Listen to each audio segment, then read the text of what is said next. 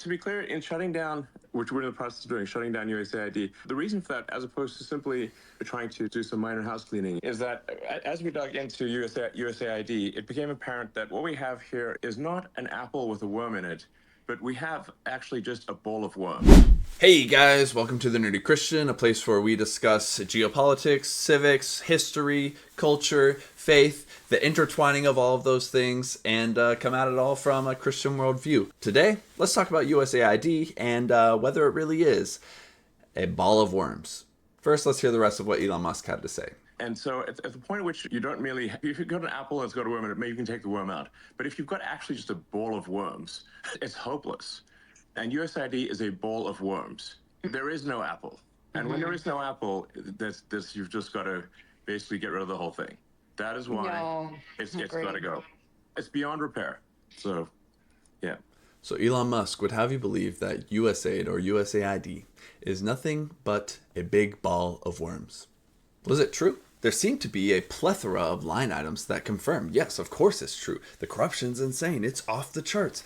But as someone with a bachelor's in global development, with friends who work in aid agencies, who has done work abroad in Kenya and around the world, and who has been exposed to a lot of the very good and important work that USAID does, let me tell you, Elon Musk is full of it. And sadly, so is this White House.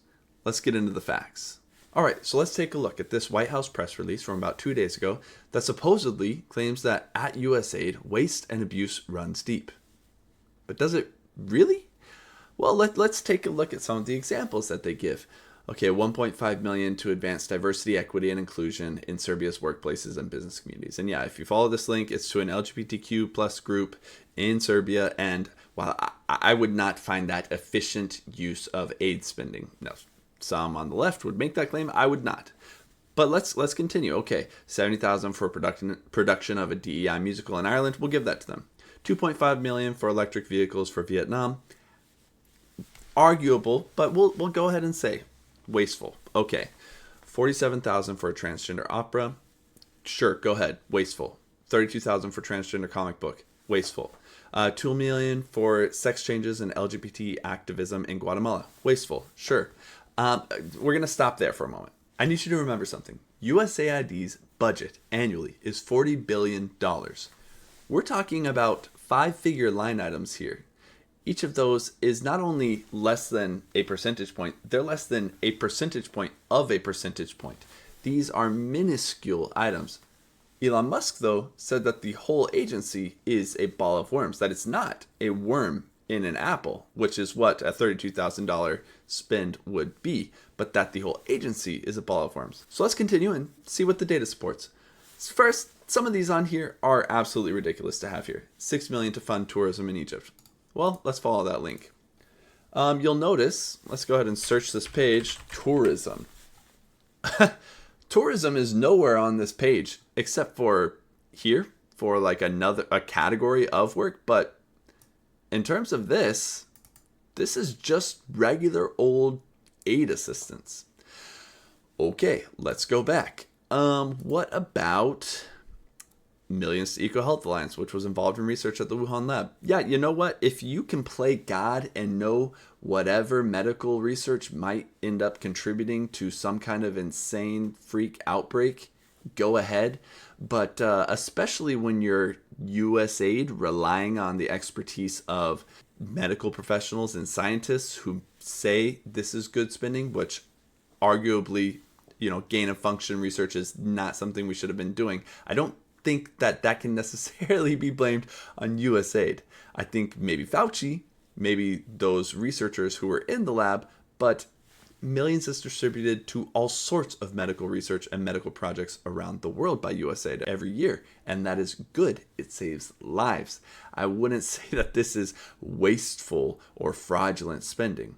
How about this? Hundreds of thousands of meals that went to Al-Qaeda affiliated fighters in Syria. Again, not only misleading, but links to an article which explains the misleading nature of it. You can see here, we'll go ahead and move this over a bit. So this was a criminal.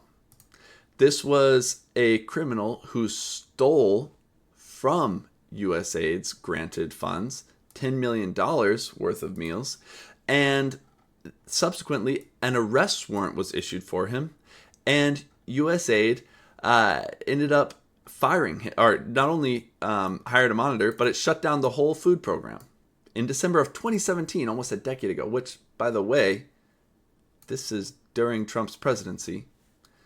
So maybe that's worth noting as well. Silly accusation, again, with no basis in fact or reality. Let's go to, okay, contraceptives. Yeah, in developing economies, it's actually pretty common for contraceptives of some form to be provided through aid, because you don't want someone having babies necessarily from puberty until death when they're living in abject poverty. You'd like them to have a chance to get a leg up, you know.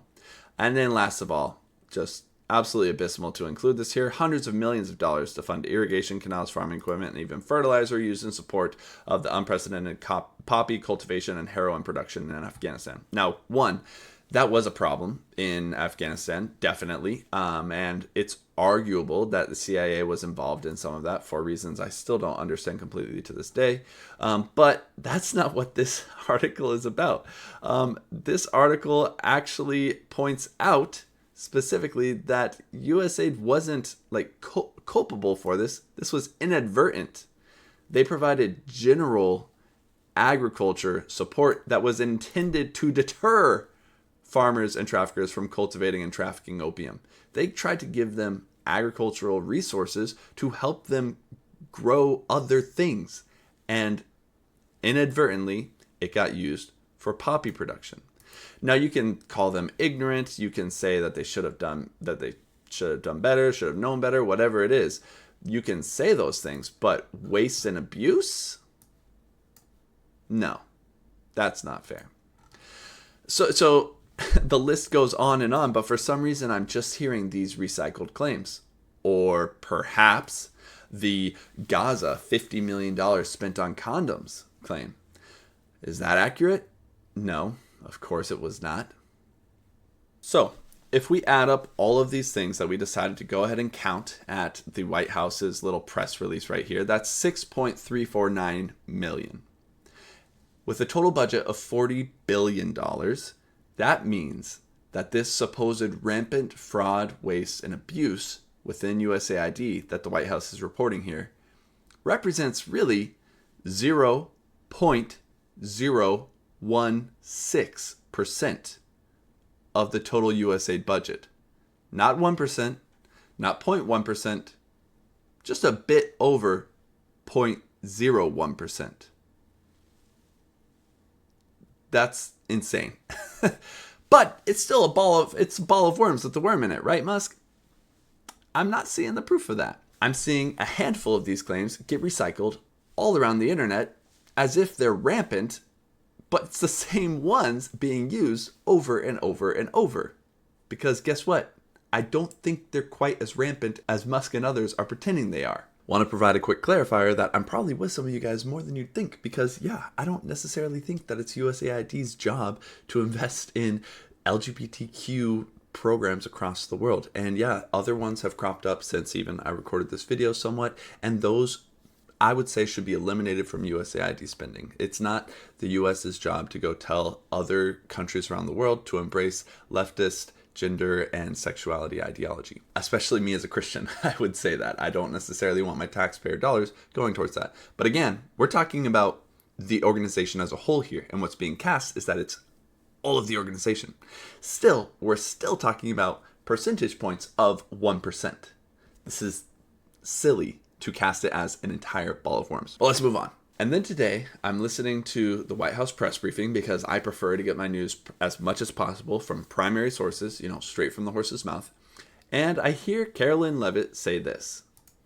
So upon coming out here to the briefing room, I was made aware of the funding from USAID to media outlets, including Politico, who I know has a seat in this room. And I can confirm that the more than $8 million taxpayer dollars that have gone to essentially subsidizing subscriptions to Politico on the American taxpayers' dime will no longer be happening. The Doge team is working on canceling those payments now. $8 million to Politico. Sounds concerning. Why is this agency providing $8 million to a privately owned media channel with, its own inherent biases and stuff? This is not a public organization. This is not NPR. This is Politico. And NPR has its own problems as well. And Fox News picked this up. They ran the same clip in their own post later on, apart from the full bit. Benny Johnson, likewise, he picked this up. The biggest scandal in news media history. Biggest in news media history. USAID was paying Politico $8.2 million, and then Trump and Musk stopped the payment, and Politico's going out of business. Oh my gosh, that is so insane. So insane that it's not even true. This from the Dispatch. You can go read the article yourself. And no, this is not from Communist News Network or some other left-leaning news agency. The Dispatch leans right. And Benny got directly fact-checked himself by good old Billy Binion, who is a reporter with Reason, which is owned by the Reason Foundation, which is a right-leaning foundation. So nothing here is true. What actually happened was government agencies spend money on subscriptions for certain kinds of reporting that is at an especially high tier. Think more like universities spend money on subscriptions to journals because they are at an especially high tier of accuracy, reliability, and factual deep reporting. The 8.2 million was one, not from USAID alone, that was 44,000.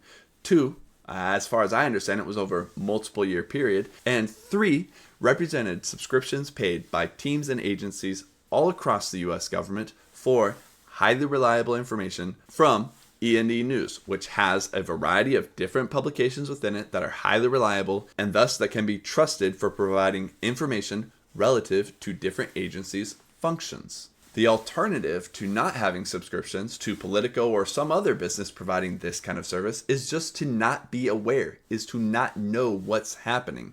And if you're in the government agency like USAID, that is unacceptable. That is not an option. You need to be fully up to date on current affairs, what's happening in the world, and more than just the news. You don't need commentary. This isn't a New York Times subscription. I think people not in the space just have a hard time wrapping their minds around what this is. This is not news commentary, right? This is reliable, critically important information being shared constantly. So, if the fraud, waste, and abuse within USAID is really oh so rampant, why are there only a small handful of cases going around? And why are many of the cases that the White House and others are reporting on just plain either distortions or flat out untruths? If USAID is nothing but a ball of worms, then why are there only a handful of worms to be found and pieces of apple that are being cast as if they are worms? Like any federal agency, there's going to be 1, fraud, yes. 2, waste, yes. And 3, yes, abuse sometimes. And people go to jail for abuse, as they did in the instance of that person who was funneling meals through the Al Nusra Front. Fraud is constantly having to be combated and having to be stymied within any government agency. And waste? Yeah, waste is a problem in any government agency, in any business, in anything with humans, period. Humans tend to be a bit wasteful. We tend to not be entirely productive and efficient. And there's always opportunity to grow. But saying that there's opportunity to grow is a very different accusation than what's being leveled right now. Now, what does USAID actually do? They provide rehabilitation for child soldiers. They provide food to millions of people a year. Yes, Ukraine. Lots of aid money from USAID goes to Ukraine. Do you know what? It's a war zone. Lots of people no longer have food. Ukraine was one of the world's largest producers of wheat before the war. Now, many wheat fields have been scorched. Yeah, you need aid there. Not just military aid, food aid, medical aid, all sorts of different forms of aid. And that's where USAID comes in. And does the CIA sometimes use USAID for fronts for different operations? Yeah. They use basically every agency for fronts for different operations. That's kind of like what the CIA does. But is all of USAID a CIA front? No, that's silly. So I hope this has helped you to be a little bit more informed, to be cautious of those who make outrageous claims, and to always remember when you hear someone say something like the US government was paying a private media company $8 million out of an agency in the dark, a pretty bombastic statement that should elicit some concern, that you then check it. Because, hey, yeah, if something's concerning, make sure it's true. And then if it is true, go ahead and have some outrage. But considering this was not really true and was a distortion of something else that was happening, just remember to be a little careful out there. I leave you with this compelling question from Brian Krasenstein. Why is one of these okay and the other not? Not okay, Politico, $44,000 from USAID for a subscription service that tracks legislation and different important information that USAID staff should probably know. Musk gets $15 billion from federal governments and now is auditing the government, including potential funds to competitors. Nothing ever spent on Elon Musk could possibly be wasteful, right? And I say that, is a little tongue-in-cheek here, but Starlink, there are viable things, viable reasons to support some of his businesses, sure. But I think it's a little bit of irony here, and I hope you can see it along with me.